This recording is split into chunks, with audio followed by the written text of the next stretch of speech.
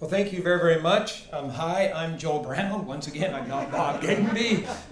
All the things that James pointed out that were incorrect. Bob, I hope you heard that. Yeah, that was all Bob. Yeah, that was just trying to report word for word. So now what I'd like to do is, having introduced the notion then of adaptive therapy, I would like to show some of the applications and then some of the kind of emerging concepts that I think can be exciting for people. And the first thing I'd like to highlight is right now at Moffitt, we have a center of excellence that was just formed in evolutionary therapy.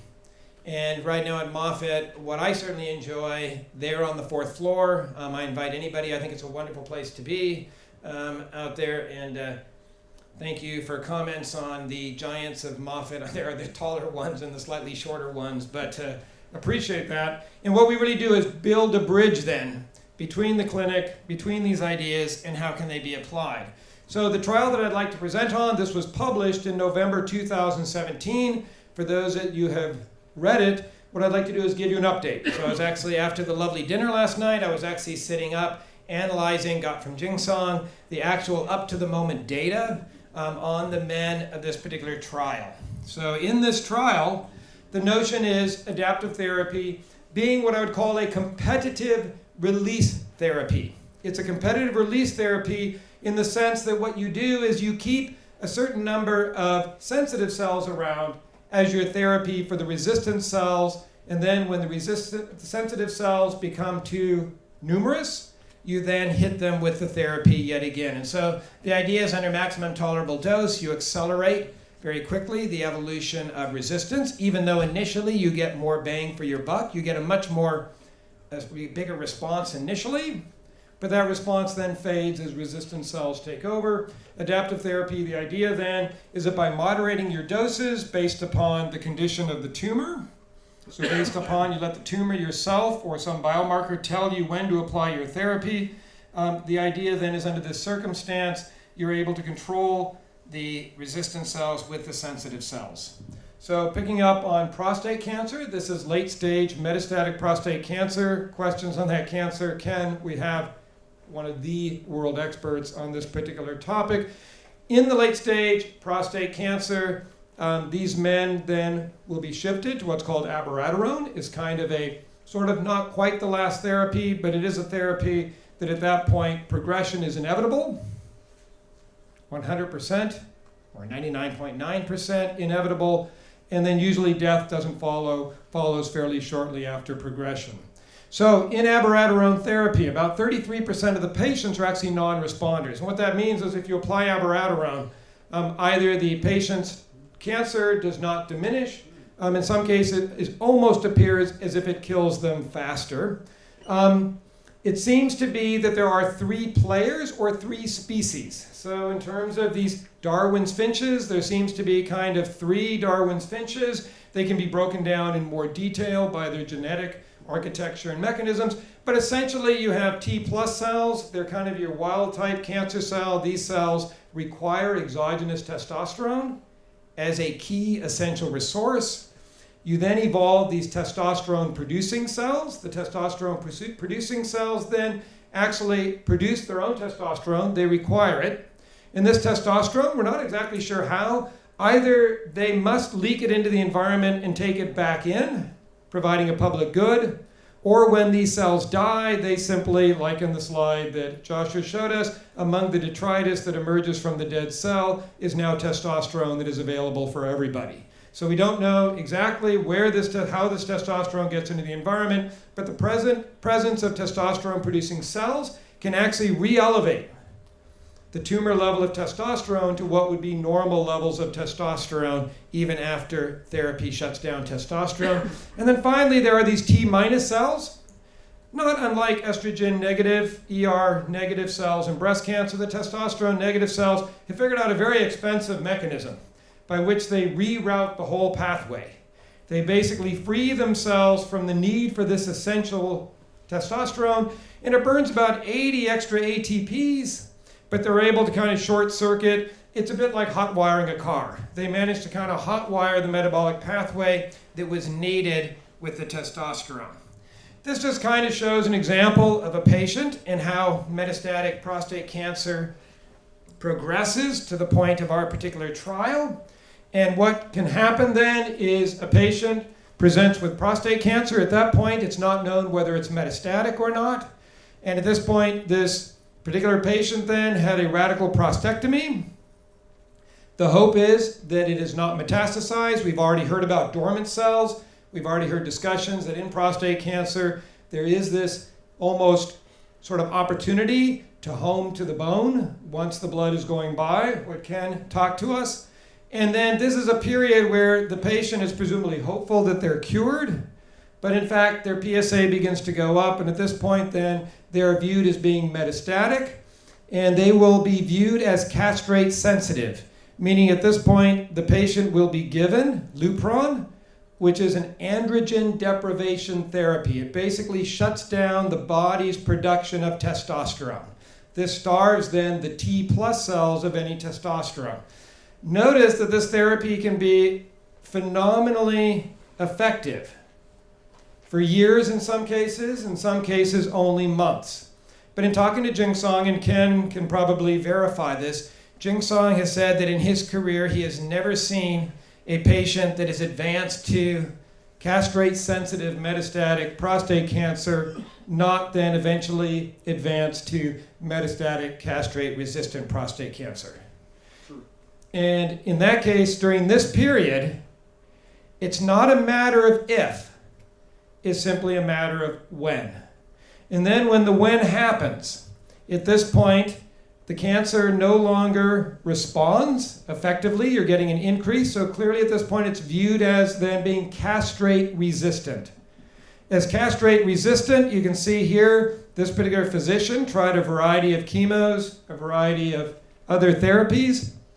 Finally, at this point, chose abiraterone. It's kind of sort of the last hope. We'll explain what happens with abiraterone. Initially, a very good response, and then eventually then patient death as the cancer becomes independent of the abiraterone. So here's the conceptual model. It's not unlike imagining how the species are distributed as Darwin's finches or ecological niches. So we imagine then the normal cancer before the patient presents as metastatic. So this is when there's still systemic testosterone. That what happens then is in this region you have testosterone. This then supports large populations of T plus cells close to the blood. As you move away from the blood, there's going to be selection for these testosterone producing cells that will also help the T plus cells by providing a public good. And then eventually the T minus cells live out here in the true swamp, the area where there's basically an absence of testosterone anyway, because it's so far away from the blood vessels. And then the idea then is as soon as one begins to apply androgen deprivation therapy, it's very effective at destroying the T plus cells, but this now favors the TP cells. This favors the TP cells. This begins the process of being castrate resistant. And then abiraterone targets the T plus, the TP cells. So abiraterone targets the TP cells. The patients are on continuous Lupron, so they're still getting the androgen deprivation therapy. And then this is what we think ultimately leads to death. It's the then proliferation and expansion of the T minus cells. So the basic idea of what I'm going to show you in this clinical trial of adaptive therapy is that the system will move to this through the treatment then with the Lupron, with the androgen deprivation therapy. So this is our starting point. But rather than letting it progress all the way to this point, can we remove therapy in the hope that it reverts to a treatable state? So the idea then is by the judicious application of the therapy, can we play a permanent ping pong? Can we just play a permanent cycle of moving the system to where ultimately it could be fatal, but before it reaches that point, can we reset the clock and back it up? So in this particular model then is, are there evidence for these species? Interesting, if you look at various biopsies, there's one of these, identifying the T plus cells, identifying the TP cells can be done with histological markers. You have immune markers. Identifying the T minus cells at this point is process of elimination. It's the cells that don't actually light up. And so then there is challenges among the histologists in being able to tell the T- cells from, say, normal cells that don't directly appear cancerous. So what happens in this trial is the basic conceptual idea is that under standard of care, with the abiraterone, you get a very large effect and then eventually a complete failure. The idea with the adaptive therapy is can we wiggle it and bounce it back and forth and cycle between the states. The entire approach is based on competition theory. So up there I'm showing the simplest model of 2-species competition. This can be extended to 3 species, 4 species. And in this particular model, which is referred to as the Lotka-Volterra equations, it's actually interesting because while this model of competition was not directly developed for the purposes of adaptive therapy, it actually anticipates it. Volterra was an Italian mathematician. He independently developed this model to amuse his son-in-law, who was a biologist. And then Lotka, John Lotka, he was an American agricultural scientist. He was a biomathematician with the USDA, and his job was to estimate crop damage from pests so that the insurance companies or the US government could decide how much insurance would cost in response. And there was always this question, if you have 2 pests, grasshoppers and aphids, will you get twice as much damage? Will you take the damage from the aphid and then add it to the damage from the grasshoppers? And that was the normal way in the 1920s that they assessed crop damage. And then Lotka came up with this model to illustrate that while yes, it can be worse to have both grasshoppers and aphids, the good news is while the grasshoppers are doing direct damage, indirectly they're helping you by suppressing the aphids, and vice versa. So he actually developed these models to show that you could have elements of competitive release or competitive suppression. So using these models, using values from the literature, expert opinion from Jingsong, we were able to come up with a matrix game of how we felt these different cell types would interact in a frequency-dependent way. And I want to identify 3 elements of the model that are probably true. This is in the most simplest form of any models. One is in this model we have maximum growth rate R. That's really a density-independent measure of the capacity of a cancer cell to grow under ideal conditions. K represents the second law of ecology. It just basically defines those limits to growth. How far can you grow? What is the maximum number of cancer cells? And then these alphas, or these figures in this game that have been modified into the interaction coefficients, these terms in here, they describe frequency-dependent effects. They describe what effect I can expect if I am, say, a T plus and I'm surrounded by TP, or I'm a TP surrounded by T minus. So it is the one that then integrates the various frequency-dependent effects that could be going on in the tumor. So in a sense, the Lotka-Volterra model has one really attractive attribute, in that it is the simplest model. I'd wager the simplest model for introducing density independence, density dependence, and frequency dependence, all of which are probably relevant to cancer therapy. So the model output, pretty straightforward. If we run the model, this is, while it's not still castrate sensitive, becomes now castrate resistance. Apply abiraterone, it's successful, and then it recurs. In this case then, what we do is try to apply the therapy. So as soon as therapy is deemed merited, as soon as the oncologist, Jingsong Zhang, or his team decide that abiraterone is merited, they will apply abiraterone until there is a 50%, sometimes a greater than 50% reduction in PSA. So it's a very crude marker. It's the only marker we have, using the biomarker of PSA.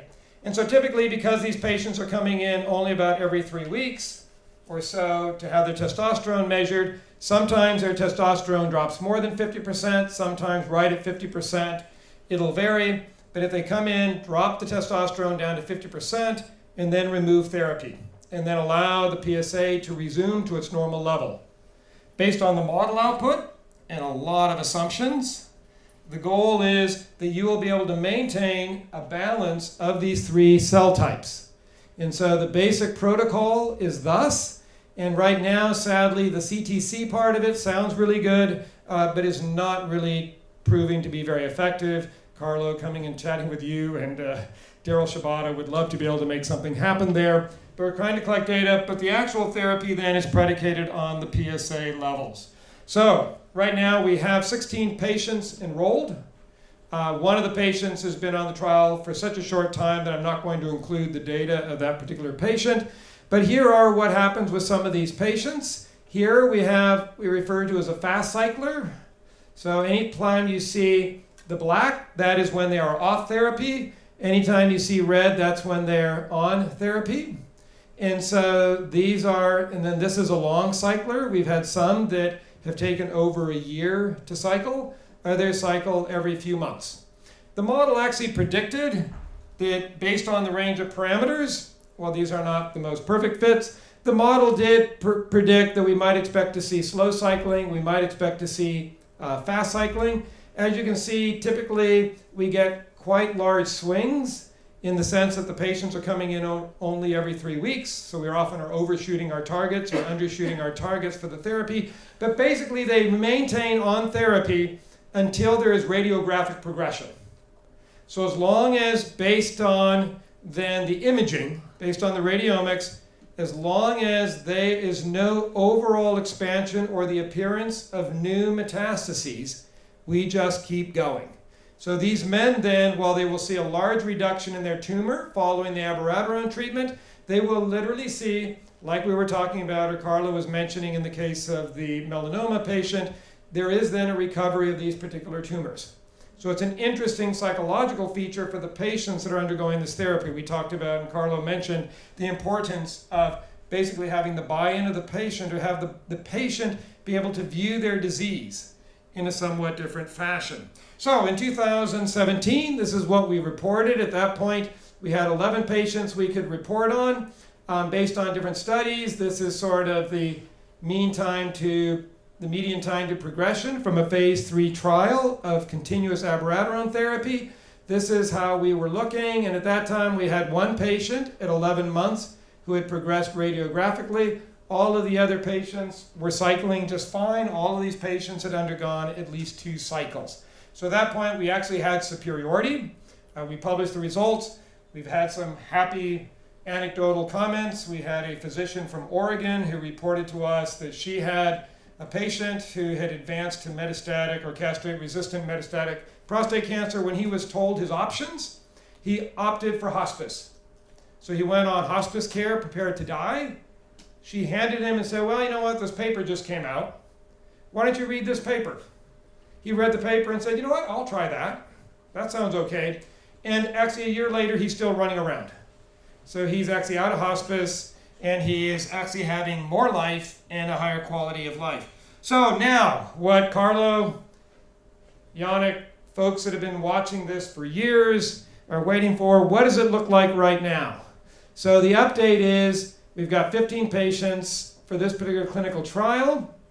On here, this is a Poisson test showing the current state of the trial.